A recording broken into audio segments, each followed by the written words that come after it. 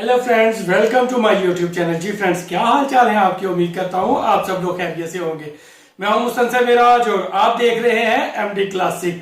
Friends, आज मैं जिस वीडियो पे अपना रिएक्शन देने जा रहा हूँ उस वीडियो का ओरिजिनल लिंक और चैनल का नाम मैं नीचे डिस्क्रिप्शन में दे दूंगा, आप इनको भी फॉलो कर सकते हैं। और आज की वीडियो का टाइटल है जी, मोदी जी ये 9 कानून भारत को सुपर नेशन बना सकते हैं। तो फ्रेंड्स, वीडियो को स्टार्ट करने से पहले अगर आप हमारे चैनल पर नए हैं तो प्लीज हमारे चैनल को सब्सक्राइब जरूर कीजिएगा और बेल आइकन को प्रेस करना ना भूलिएगा ताकि हर नए आने वाली वीडियो का नोटिफिकेशन आप तक पहुंच सके। तो यहाँ पे वीडियो को स्टार्ट करते हैं। Here we go. धंधा नहीं है, लोग बेरोजगार हो रहे हैं और जो बेरोजगार हो रहे हैं वो मजबूरन क्राइम का रास्ता अपना रहे हैं। एक निर्भया का केस अभी सुलझा ही था कि हाथरस की दूसरी निर्भया के साथ ये दर्दनाक घटना हो गई। किसानों पे कानून बन रहे हैं, नागरिकता पे कानून बन रहे हैं, कश्मीर पे कानून बन रहे हैं और पूरे दम्भ के साथ बन रहे हैं। ये बाकायदा प्रचारित हो रहा है कि सरकार के पास विल पावर है, ये वो कर रही है जो कोई नहीं कर सका। हम पूछते हैं, अगर वाकई सरकार के पास विल पावर है तो लोगों को इंसाफ दिलाने के नाम पर भी कानून बनाइए कानून जो लोगों को रोजी रोटी का हक दे, सुरक्षा का हक दे, स्वाभिमान के साथ अपनी जिंदगी सर उठा के जीने का हक दे। अगर सरकार को यह लगता है कि उनके निर्णय भारतवासियों के हित में, तो उन्हें ये वीडियो जरूर देखना चाहिए। और दोस्तों, ये आपकी जिम्मेदारी है कि आप इस वीडियो को सरकार तक पहुंचाएं। एक सच्चे भारतीय होने के नाते इस वीडियो को उन कानों तक पहुंचाएं जिन्हें इसकी सख्त जरूरत है, क्योंकि इस वीडियो में ऐसे 9 कानून बताए गए हैं जिन्हें अगर भारत में लागू कर दिया गया तो फिर से सोने की चिड़िया बन सकता है भारत। यकीन मानिए, इन पॉइंट्स को लागू करने के बाद और कानून बनाने की जरूरत नहीं पड़ेगी। और अगर सरकार के पास वाकई में विल पावर है और सरकार हितैषी है जनता की सच में, तो उसे इन कानूनों को लागू करने में तकलीफ होनी नहीं चाहिए। जितना हो सके इस वीडियो को शेयर करें ताकि संदेश वहां तक पहुंच जाए जहां इसकी जरूरत है। कानून नंबर 1, हिंसा पर टोटल बैन, टोटल प्रतिबंध होना चाहिए। आपने कभी सोचा है कि हिंसा क्यों होती है भारत में? क्यों खड़ी गाड़ियों को जला दिया जाता है, मोर्चों के नाम पर तोड़फोड़ की जाती है? कोई भी कभी भी किसी के भी घर में घुस के लूटपाट अंजाम दे सकता है। चोरियां क्यों होती है इतने, बलात्कार क्यों होते हैं इतने, छेड़छाड़ की वारदातें क्यों होती है, यहाँ क्यों ठगी होती है, नौकरी लगाने के नाम पे क्यों पैसे लूट लिए जाते हैं, कैसे फ्रॉड, जिंदगी भर की कमाई लूट ली जाती है लोगों की भारत। पता है क्यों? क्योंकि यहाँ पर हिंसा, चाहे वो किसी भी प्रकार की हिंसा को लेकर कानून स्ट्रांग नहीं। लोग यहाँ धर्म के नाम पर एक दूसरे को मार डालते हैं। मीडिया चैनल से लेकर के कोई भी यहाँ पर हिंसा भड़का सकता है। इसके खिलाफ नियम नहीं है। होना चाहिए वायलेंस के खिलाफ एक स्ट्रांग नियम जो हर प्रकार के वायलेंस को बैन कर दे। इस सरकार को चाहिए कि जो भी व्यक्ति हिंसा को बढ़ावा देता है या हिंसा करता है उसे तुरंत मृत्यु दंड की सजा दी जानी चाहिए अगर आरोप सही साबित होते हैं तो। यकीन मानिए, जिस दिन ये कानून लागू होगा लोग हिंसक होना ही छोड़ देंगे। कानून नंबर 2, नेताओं का क्वालिफिकेशन। अगर आपको एक आईपीएस, आईएफएस, आईएएस बनना है तो आपको 18 से 20 घंटे लगातार पढ़ाई करनी पड़ेगी दिन भर में, तब जाकर आप एक आईपीएस या आईएएस अफसर बनते हैं। लेकिन इन्हीं पढ़े लिखे आईएएस और आईपीएस ऑफिसर्स को झुकना पड़ता है 5वीं पास, 8वीं पास, कभी कभी 10वीं पास, तो कभी कभी बिल्कुल ही इलिटरेट नेताओं के आगे। और देश में सबसे इजी, जिसमें कोई क्वालिफिकेशन की जरूरत नहीं है, वो है नेताओं का काम। और ये भारत की सबसे बड़ी विडंबना है। आप खुद सोच कर देखिए, वो नेता जो कभी स्कूल नहीं गया, वो उसे ऑर्डर दे रहा है जिसने 18 घंटे पढ़ाई की तब जाकर आईपीएस, आईएएस ऑफिसर बना। आप खुद सोच कर देखिए, वो नेता किस तरीके की सरकार चलाएगा, किस तरीके से आईएएस, आईपीएस ऑफिसर को भ्रष्ट करेगा और किस तरीके से ये मजबूर हो जाएंगे आईएएस, आईपीएस ऑफिसर कि चलो हम देश के लिए तो कुछ कर नहीं सके, चलो अपने परिवार के लिए करते हैं, अपनी तिजोरियां भरते हैं और अंत में रिटायरमेंट के बाद विदेश शिफ्ट हो जाएंगे। यही होता है दोस्तों। जब एक ईमानदार आईपीएस, आईएएस ऑफिसर अपने काम को करने की पूरे जोश के साथ नौजवानी में आता है सर्विसेज में, तब उन्हें इस नेताओं के नीचे झुकना पड़ता है और उसे इस तरीके के प्रलोभन दिए जाते हैं, घूस दी जाती है, कमीशन मिलता है उसे कि वो पूरी तरीके से ट्रेड हो जाता है कि किस तरीके से पैसा कमाया जाए, देश का भला ना किया जाए। भारत में क्रिमिनल रिकॉर्ड्स वालों को सरकारी नौकरी नहीं दी जाती, लेकिन क्रिमिनल रिकॉर्ड्स वालों को नेता बनना बिल्कुल जायज है भारत। आप कुछ सोच कर देखिए, ये कैसा कानून है जिस देश के नागरिकों का भविष्य उन हाथों में सौंप दिया जाता है जिनके हाथ खुद खून से रंगे हैं, खुद बलात्कारी जो नेता हैं, वो देश को क्या चलाएंगे, कैसे इसकी सुरक्षा कर पाएंगे, इसकी जनता को एक सुरक्षित भविष्य दे पाएंगे। इसीलिए चाहिए कि नेताओं का क्वालिफिकेशन तय होना चाहिए भारत में। अगर आप यूएस, कनाडा जैसे देशों को देखें तो वहां पर एक नेता बनने के लिए स्ट्रिक्ट क्वालिफिकेशन की जरूरत होती है। वहां पर कोई भी क्रिमिनल रिकॉर्ड का व्यक्ति नेता नहीं बन सकता। साथ ही उसके एजुकेशनल क्वालिफिकेशन पर भी ध्यान दिया जाता है। देखा जाए तो भारत की सरकार को इस पर कानून लाना चाहिए। ये सबसे जरूरी कानून है जो और किसी कानून से पहले भारत में लागू किया जाना चाहिए। इस बात से आप सब अग्री करेंगे और शायद ये सरकार भी अग्री करेगी। तो अगर विल पावर है तो ये बिल पास कराइए और ये कानून देश में लाइए। नंबर 3, सबको जबरदस्त यार शिक्षा मिलनी चाहिए। जिसके पास पैसा है वो कोचिंग जाएगा, नाना प्रकार के स्पेशल ट्यूशंस लेगा, प्राइवेट टीचर्स रखेगा और आखिरकार में सेलेक्ट हो जाएगा एमबीबीएस के लिए, बीई के लिए या बड़े बड़े और एग्जाम्स के। जिसके पास पैसा है वो बड़ी बड़ी कोचिंग ज्वाइन करेगा और आईएएस आईपीएस अफसर बन जाएगा। उनका क्या, उन होनहार बच्चों का क्या जिनके पास पैसे नहीं है, जो कोचिंग अफोर्ड नहीं कर सकते, देश के गाँव में रहते हैं, जिनके पास काबिलियत बहुत ही आईएएस आईपीएस डॉक्टर इंजीनियर बनने की, लेकिन उन्हें बढ़ावा नहीं मिल पाता।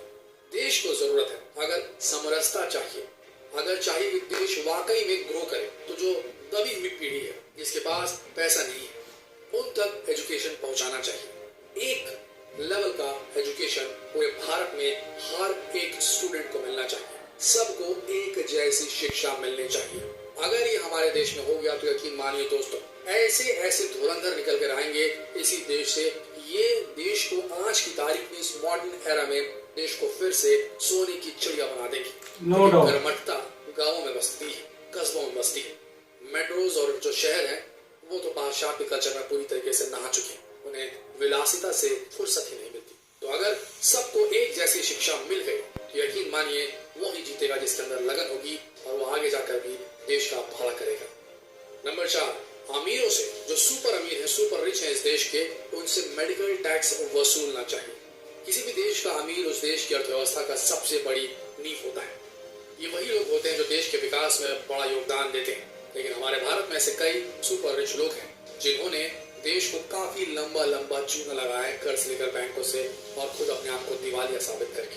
दोस्तों, इन लोगों के पास पैसों की कोई कमी नहीं होती। ये लोग जब चाहे किसी भी चीज को खरीद सकते हैं। लेकिन वही दूसरी तरफ देश की आबादी का एक बहुत बड़ा हिस्सा है जो 2 वक्त की रोटी भी ठीक से नहीं खा पाता। और जब यही गरीब लोग बीमार होते हैं तो पैसा न होने की वजह से ये प्राइवेट हॉस्पिटल छोड़कर सरकारी हॉस्पिटल की तरफ रुख करते हैं। और पैसा न होने की वजह से सरकार भी सरकारी हॉस्पिटल में वो सुविधाएं नहीं दे पाती जो एक प्राइवेट हॉस्पिटल देता है।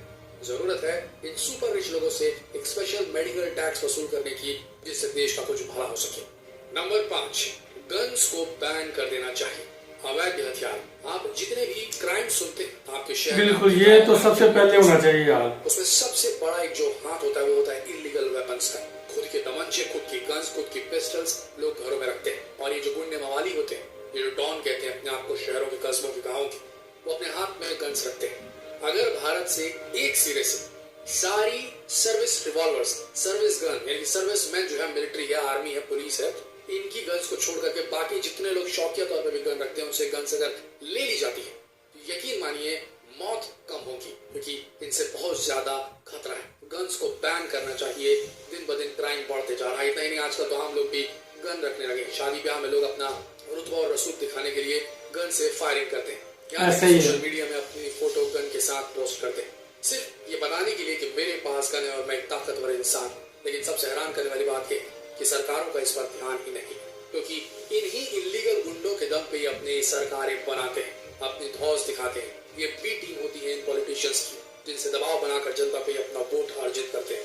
दोस्तों, गन्स को, इलीगल गन्स को अगर बैन कर दिया गया तो इससे सेंटर में बैठी कुर्सी भी हिल सकती है, क्योंकि ये लोग इन्हीं लोगों की मदद लेते हैं। अगर बैन हो गई ये गन्स जितनी भी अवैध हैं तो मान के चलिए देश से क्राइम का ग्राफ बेहद तेजी से नीचे गिरेगा।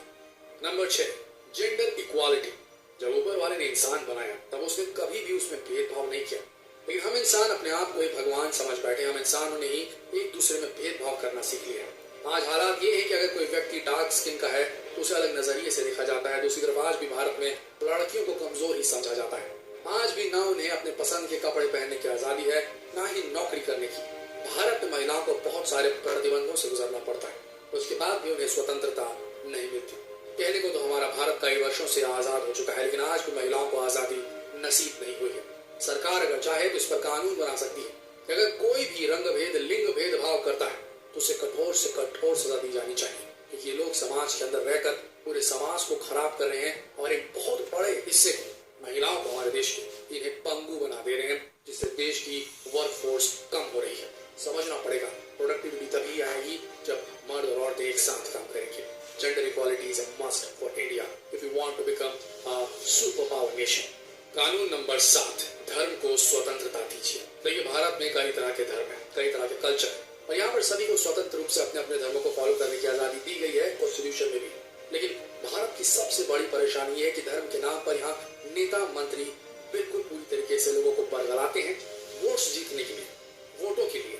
ये धर्मों की लड़ाई कराते हैं और अपने आप को सत्ता के गलियारों में उस कुर्सी पर बैठाने को आमादा रहते हैं जहां बैठकर ये पूरे देश को फिर से एक बार लूट सके।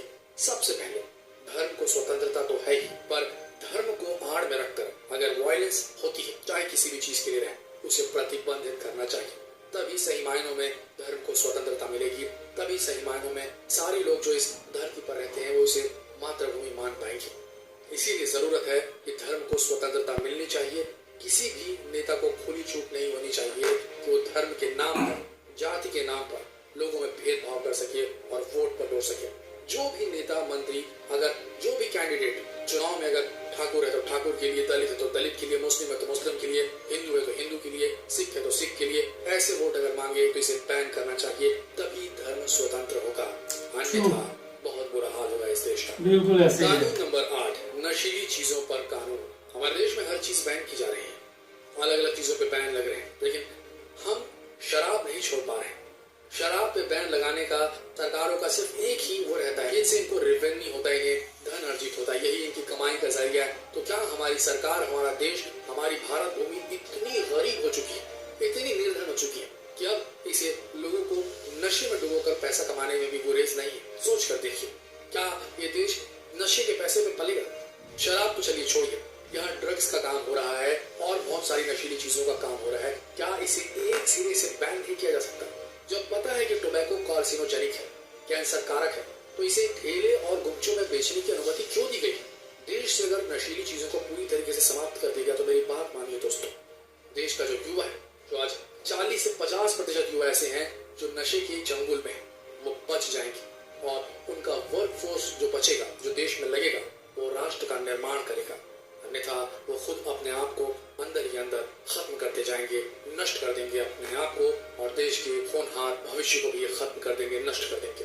तो नशीली चीजों पर सीधे कानून बनना चाहिए और खत्म कर देना चाहिए नशीली चीजों को। भारत में अगर ऐसा हो गया तो मान के चलिए ये देश सोने की चिड़िया बनने के एक और कदम करीब आ जाएगा। कानून नंबर 9, हत्यारों को मौत की सजा दी जानी चाहिए। दुनिया में आपको कई ऐसे लोग मिलेंगे, भारत में जो क्रिमिनल माइंड के साथ पैदा होते हैं, और ये लोग वो होते हैं जो चंद रुपयों के खातिर किसी भी इंसान की जान ले लेते हैं। लेकिन सबसे हैरानी की बात यह है कि ऐसे बहुत से केसेस हैं, बहुत से क्या 70 to 80% ऐसे केसेस हैं जिन्होंने मल्टीपल मर्डर्स किए और उन्हें कुछ भी नहीं हुआ, कुछ साल की कैद होती है और बरी हो जाते हैं। इससे हौसला मिलता है हम लोगों को कि वो भी क्राइम के रास्ते में जा सकते हैं, जिसे चाहे उसे मार सकते हैं। अगर एक कभी हत्या करने वाले को मौत की सजा मिलने लगी तो मान के चलिए हत्या होनी कम हो जाएगी इस देश से। सरकार चाहे तो इस पर एक सख्त कानून बना सकती है। जो भी व्यक्ति इस तरह की गतिविधियों में पाया जाता है उन्हें फांसी की सजा दी जानी चाहिए। इससे ना ही सिर्फ समाज को फायदा होगा बल्कि सरकार को भी फायदा होगा। इससे जेल की भीड़ भी कम हो जाएगी, समाज को एक शांतिपूर्ण वातावरण मिलेगा, साथ ही साथ कोर्ट का काम भी आसान हो जाएगा। दोस्तों, सरकारों ने अगर इन 9 कानूनों को ध्यान में रखकर सभी को लागू कर दिया, यकीन मानिए इस देश में ना ही कोई अनपढ़ होगा, ना ही कोई बीमारी से मरेगा, ना ही कोई आपराधिक घटना का शिकार होगा, ना ही धर्म जाति पर हिंसा फैलाई जा सकेगी और हमारा देश एक शिक्षित व्यक्ति के हाथों में होगा। दोस्तों, अगर आप इन विचारों से सहमत हैं तो जितना हो सके इस वीडियो को शेयर कीजिए और उन कानों तक पहुंचाएं जिन्हें इनकी सख्त जरूरत है। शेयर कीजिए वीडियो। मिलते हैं अगले वीडियो में। धन्यवाद। वाह फ्रेंड्स, बहुत ही फ्रेंड्स ये कमाल के 9 कानून है। मेरे ख्याल से ये 9 कानून किसी भी कंट्री पे अगर अप्लाई किए जाए तो वो कंट्री जो है ग्रेट कंट्री बन सकता है। और फ्रेंड्स यहाँ पे बात करें इन 9 कानून की, जैसा कि बताया गया है कि एक ही तरह का कानून होना चाहिए पूरे कंट्री में, कि चाहे वो अमीर कानून की खिलाफ वर्जी करे चाहे गरीब करे, दोनों के लिए सजा एक होनी चाहिए। ऐसा नहीं होना चाहिए कि अमीर कानून की खिलाफ वर्जी करे तो वो पैसे दे के या अपना रेफरेंस इस्तेमाल करके अपने आप को बचा ले, और जो गरीब बेचारा कोई चोरी करे, छोटी मोटी चोरी करे, वो फंस जाए और वो अपनी जमानत भी ना करवा सके।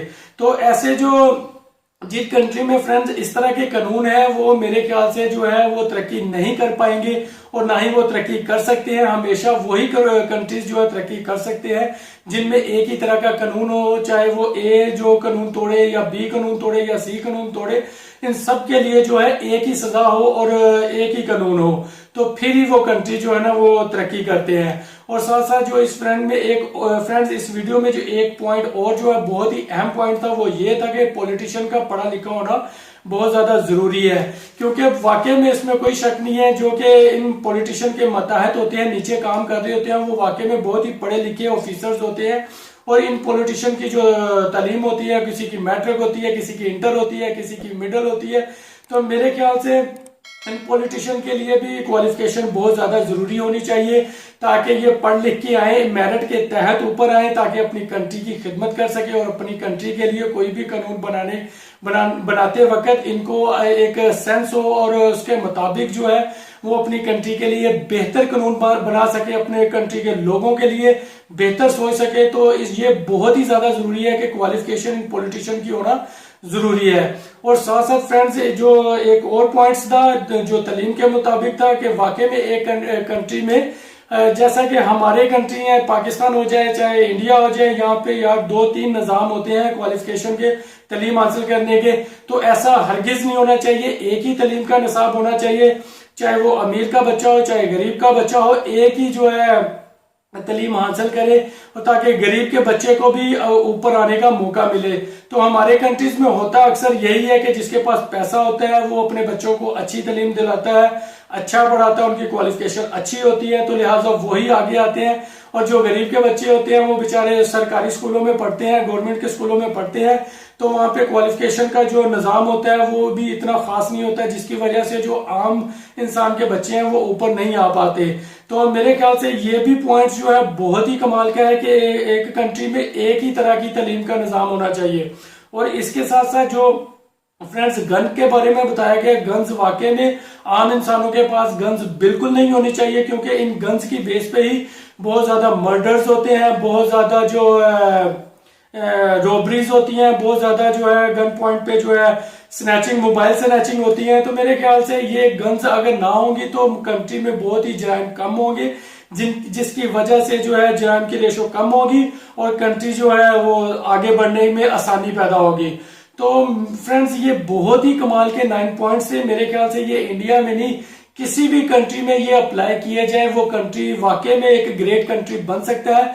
और मैं चाहता हूं कि इस तरह के कानून जो हमारे पाकिस्तान में भी हो, इंडिया में भी हो, हर जगह पे इस तरह के कानून होने चाहिए, ताकि हर कंट्री जो है तरक्की करे, डेवलप हो। और बाकी रहे इंडिया की बात फ्रेंड्स, इंडिया तो ऑलरेडी तरक्की कर ही रहा है। अगर ये 9 कानून अपने कानून में शामिल कर लेता है तो मेरे ख्याल से जो इंडिया तरक्की की मंजिल तय कर रहा है उसमें जो है ना ये बहुत ही तेजी के साथ ये तरक्की कर सकता है।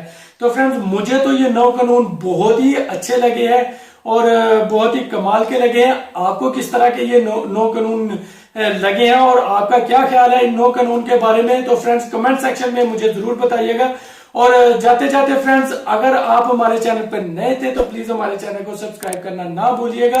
आज का साथ फ्रेंड्स यहीं तक था। जाने से पहले अपना बहुत ज्यादा ख्याल रखिएगा, मुझे जो दुआओं में याद रखिएगा। मिलते हैं नेक्स्ट वीडियो में। खुदा हाफिज।